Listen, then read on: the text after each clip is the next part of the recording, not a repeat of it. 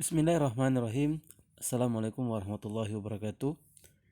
Jumpa lagi dalam pembahasan mata kuliah evaluasi pembelajaran matematika. Hari ini kita akan mengkaji tentang instrumen non-test. Namun sebelum kita lanjut, ada adekku, jangan lupa like dan subscribe. Instrumen non-test. Pengajaran merupakan upaya guru secara konkret dilakukan untuk menyampaikan bahan kurikulum agar dapat diserap oleh siswa. Pengajaran sebagai suatu sistem terdiri dari berbagai komponen berupa tujuan, bahan, metode, dan alat serta penilaian. Dalam hubungan itu, tujuan menempati posisi kunci. Bahan adalah isi pengajaran yang apabila dipelajari, siswa diharapkan tujuan akan tercapai. Sementara metode dan alat berperan sebagai alat pembantu untuk memudahkan guru dalam menyampaikan atau mengajar dan murid dalam belajar.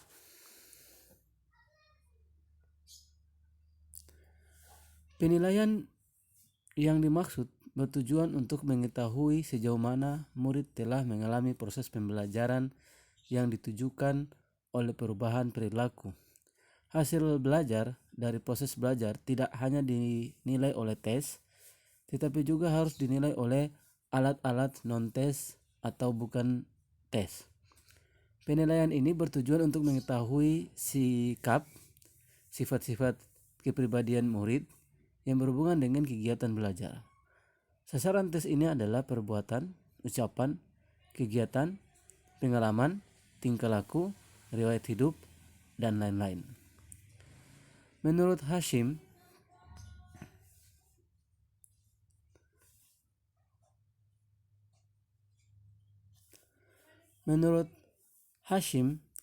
penilaian non-tes adalah penilaian yang mengukur kemampuan siswa-siswa secara langsung dengan tugas-tugas yang real. Kelebihan daripada penilaian non-tes menurut Sujana, sifat penilaian non-tes lebih komprehensif, artinya dapat digunakan untuk menilai berbagai aspek dari individu, sehingga tidak hanya untuk penilaian aspek kognitif, tetapi juga aspek afektif dan psikomotorik yang dinilai saat proses pembelajaran berlangsung. Teknik penilaian non-tes terbagi atas 3: pengamatan atau observasi, wawancara, dan angket. Pengamatan atau observasi. Pengamatan atau observasi adalah teknik penilaian yang dilakukan oleh pendidik dengan menggunakan indera secara langsung, melihat secara langsung. Pengamatan atau observasi yang dilakukan dengan cara menggunakan instrumen yang sudah dirancang sebelumnya. Aspek penilaian pada penilaian matematika, misalkan aspek ketelitian dan kecepatan kerja. Alat atau instrumen untuk penilaian melalui pengamatan dapat menggunakan skala sikap dan atau angket, kuesioner. Skala sikap itu sendiri adalah alat penilaian hasil belajar yang berupa sejumlah pertanyaan sikap tentang sesuatu yang jawabannya dinyatakan secara berkala, misalkan skala 3, skala 4, atau 5, 1, 2, 3, 1, 2, 3, 4, atau 1, 2, 3, 4, 5. Yang paling rendah nilainya 1, yang paling tertinggi nilainya 3 jika itu skala 3. Yang paling terendah nilainya 1 dan yang paling tertinggi adalah 4 jika itu adalah skala 4. Dan yang paling rendah nilainya 1 dan yang paling tertinggi nilainya 5 jika skalanya 5.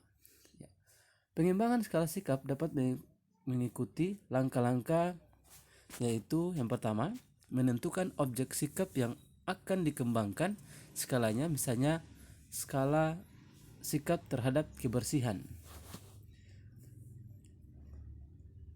Yang kedua, memilih dan membuat daftar dari konsep dan kata sifat yang relevan dengan objek penilaian sikap, misalnya menarik, menyenangkan, mudah dipelajari, dan lainnya. Yang ketiga, memilih kata sifat yang tepat dan akan digunakan dalam skala. Dan yang keempat dan terakhir, menentukan skala dan penskoran.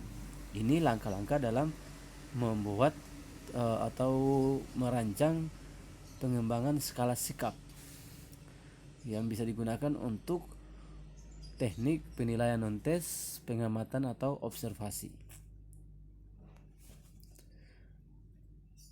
Teknik yang kedua adalah wawancara atau interview.